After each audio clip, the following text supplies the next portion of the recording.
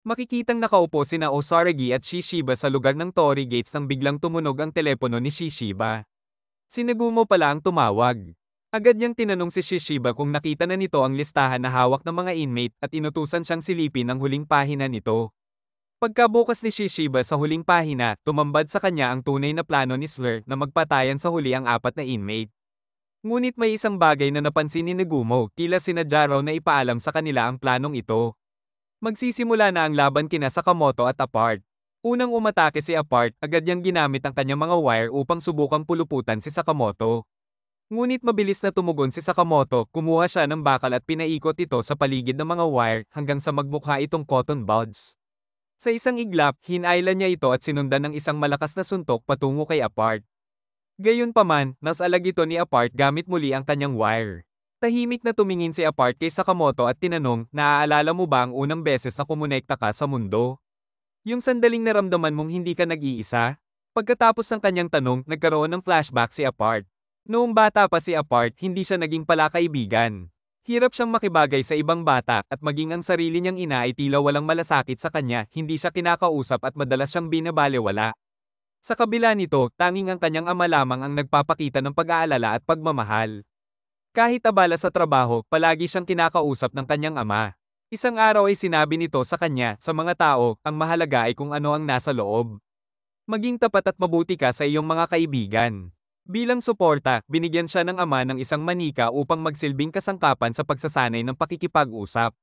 Sa tulong nito, sinubukan ni Apart na makipaglaro sa ibang mga bata. Subalit sa halip na tanggapin siya, tinanggihan siya ng mga ito at sinabing siya ay nakakakilabot. Pag-uwi niya, tahimik niyang tinanong ang sarili, ano bang mali sa akin?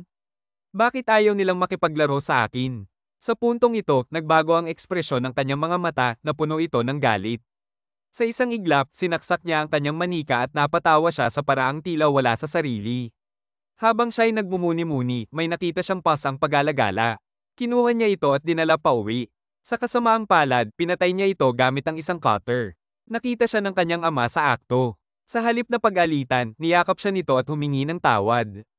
Kinabukasan, dinala siya sa ospital upang ipasuri. Ayon sa doktor, wala namang nakitang anumang pisikal o mental na kondisyon kay Apart. Malusog siya at walang anumang abnormalidad. Hindi makapaniwala ang kanyang ama. Sa gitna ng pagkalito at takot, nasabi niya kay Apart na lumayo dahil kinikilabutan siya rito. Sa sandaling iyon, tila tuluyang nagbago ang katauhan ni Apart. Kinuha niya ang isang gunting at ilang ulit na sinaksak ang sariling ama. Pagbabalik sa kasalukuyan, ibinahagi ni Apart na iyon ang kauna-unahang pagkakataon na naramdaman niyang hindi siya nag-iisa. Aniya, ang pagpatay sa isang tao ang nagsilbing daan upang siya ay makakonekta sa iba. Ngunit agad itong tinutulan ni Sakamoto. Ayon sa kanya, maling pananaw iyon, ang pagpatay ay hindi koneksyon kundi paghihiwalay sa pagitan ng mga tao. Hindi nagustuhan ni Apart ang sinabi ni Sakamoto. Bigla siyang naglabas ng mga wire at inatake ang tore, dahilan upang ito ay mahati. Nagulat ang mga tao sa paligid at napatanong si Haizuke kung natutamba ba sila. Nagbago ang aura ni Sakamoto at buong seryosong sinabi, dito na magtatapos ito. Habang unti-unting bumabagsak ang itaas na bahagi ng tore, nasabik si Apart, iniisip niyang sa wakas ay makakakonekta siya sa mas maraming tao. Tumalon-talon si Sakamoto paakyat sa tore, kinuha ang isang lubid at buong lakas itong hinayla upang pigilan ang pagbagsak. Dumiretso si Apart kay Sakamoto at binalutan ng wire ang kanyang ulo. Sa ibaba ng tore, isang matandang lalaki na may hawak na samurai sword ang biglang lumitaw. Hinati niya ang paanan ng tore upang mapigil ang pagguho nito. Napansin ito ni Sakamoto at sinabi, parang pamilyar ang aurang iyon. Nakahanap ng pagkakataon si Sakamoto, pinapayat niya ang kanyang ulo upang makawala sa wire. Sa kanyang paglaya, agad niyang sinuntok si Apart sa mukha ng buong lakas. Nahawakan niya ang wire ni Apart at inihagis ito pataas. Habang nasa ere si Apart, hinampas siya ni Sakamoto gamit ang isang hagdan, dahilan upang mapalipad siya palayo. Gumawa si Apart ng latigo gamit ang kanyang wire at sunod-sunod na inatake si Sakamoto, ngunit wala siyang natamon. Sa halip, sinipa siya ni Sakamoto sa tuktok ng tore. Habang nahuhulog si Apart, sumisigaw siya, tao rin ako, katulad ng lahat. Bakit ako lang ang nahihirapan mabuhay sa mundong ito? Sa sandaling iyon, nahawakan ni Sakamoto ang lubid ni Apart. Sinabi niya, may pagpipilian ka kung paano ka mamumuhay. Hinailan niya si Apart paakyat, pinaikot-ikot ito at inihagis sa paligid ng tore, hanggang sa tuluyang mapabagsak niya ito at mawala ng malay. Matapos ang kanilang labanan, habang kinakaladkad niya si Apart, sinabi ni Sakamoto. Hinawa mo ang lahat ng iyon para lang makausap ako. Nag-enjoy ka ba sa episode na to? Kung oo, palike naman ang video at huwag kalimutang mag-subscribe sa aming channel. Malaking tulong yun para sa amin bilang small content creators. Maraming salamat po, arigatou gozaimasu. Sa klinika ni Granny Mia, naroroon sina Apart, Sakamoto, Shin, Lu, at Heisuke. Habang gising na si Apart, tila litong-lito siya sa kanyang kinaroroonan. Nabanggit niyang ang huli niyang natatandaan ay nakikipaglaban siya kay Sakamoto sa Seirai Tower, kaya't napatanong siya kung nasaan siya at kung sino ang mga taong kasama niya. Napansin ni Shin na nagkamalay na si Apart, at agad niyang sinabi na hindi ubra sa kanya ang pagtatangkang magpanggap kung gising o tulog ang isang tao. Dahil dito, bahagyang umatras si Apart at may kaba sa tinig ng tanungin kung sino ba talaga sila, at kung kasama ba nila ang lalaking may ulo ng reindeer.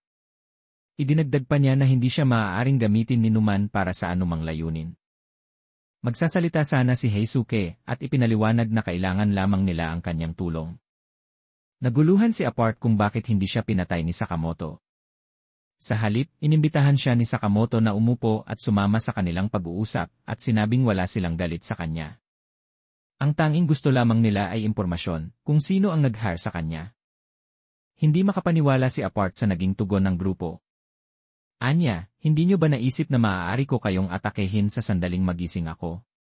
Sinagot siya ni Sakamoto ng direkta, oo, posible. Pero may kutob akong hindi mo yon gagawin. At kung sakaling subukan mong umatake, ihahampas ulit kita sa Seirai Tower. Sabay sabat ni Shin, magpasalamat ka't nagpigil pa si Sakamoto. Kung hindi, baka may paglalagyan ka na.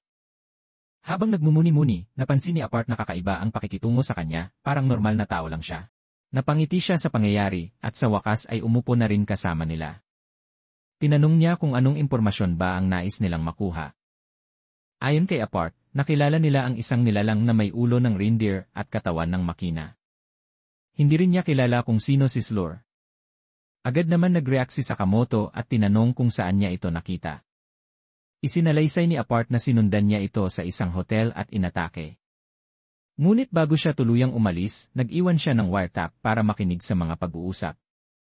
Mula sa kanyang narinig, balak ng grupo ng reindeer-headed man na salakayin ang JAA organization habang abala ang mga miyembro nito sa paghahanap sa mga death row inmates. Samantala, sa Japanese Association of Assassins o JAA, isang samahang may higit sa 1,000 miyembro, kabilang ang humigit kumulang 400 profesional na hitmen, ito ang pinakamalaking organisasyon ng mga assassin sa buong Japan. Ayon sa mga ulat, ang Kanto branch ng JAA ay may mahalagang papel sa pagpapatakbo ng samahan, nagbibigay ito ng suporta sa mga misyon, inaayos ang mga nasirang kagamitan o ari-arian sa mga pampublikong lugar tuwing may operasyon, at tumutulong sa pag-upgrade ng mga armas ng mga assassin. Sa madaling salita, itinuturing itong puso ng buong JAA. Makikita sa isang tagpo ang dalawang lalaking nakasakay sa bisikleta patungo sa nasabing gusali. Ipinarada nila ang kanilang bisikleta sa likurang bahagi ng JAA building. Habang nasa parking area, nilapitan sila ng isang sekyu at tinanong kung ano ang pakay nila roon.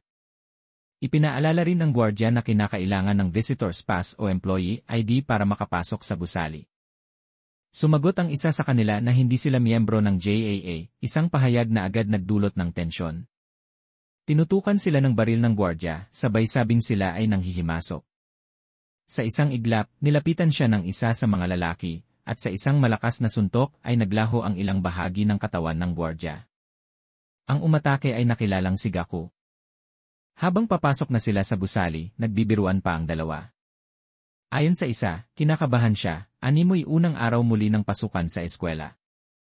Dito nalaman na ang kasama ni Gaku ay si Slur, at ang layunin nilang dalawa, salakayin at sirain ang JAA. Samantala, tinanong ni Shin si Sakamoto kung ano ang gagawin nila kung balak na ni Slur na wasakin ang JAA.